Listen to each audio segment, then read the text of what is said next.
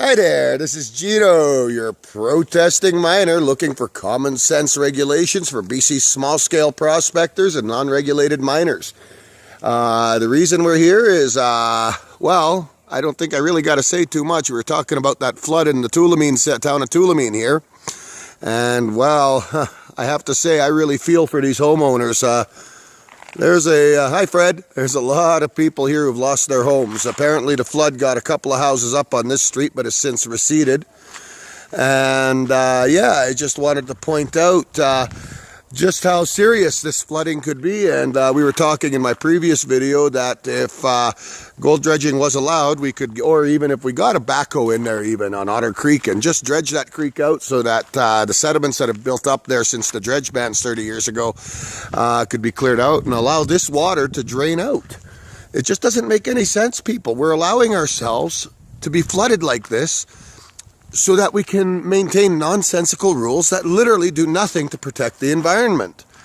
Anyways, the reason I'm here at Otter Lake in Tulameen, BC is to also suggest a real novel idea that I've had.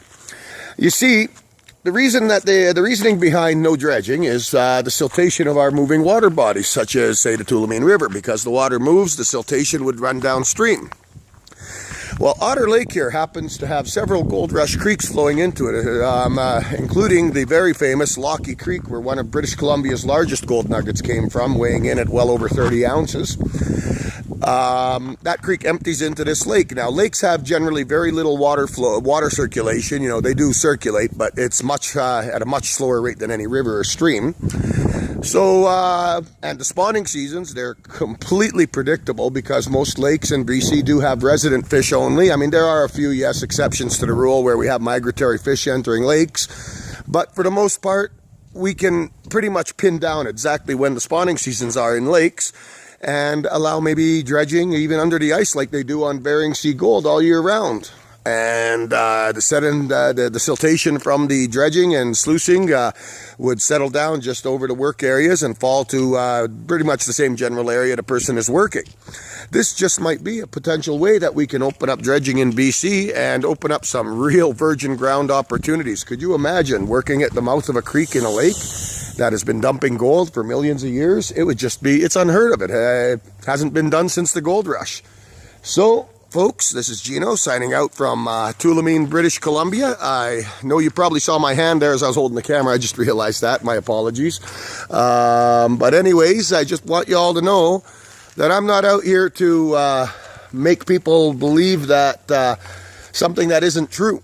The fact of the matter is that we're over-regulated. It's point blank. All we need to do is take a look at how many regulations are on the book. How thick is the book for a small-scale miner that he has to understand the regs on? It's ridiculous. Let's reduce the regulations and reduce them down to a point where we have common sense rules that actually have an effect on protecting the environment. I'm all for protecting fish stocks, but I'm not for violating everybody's usage rights of our natural resources for regulations that have no science backing them.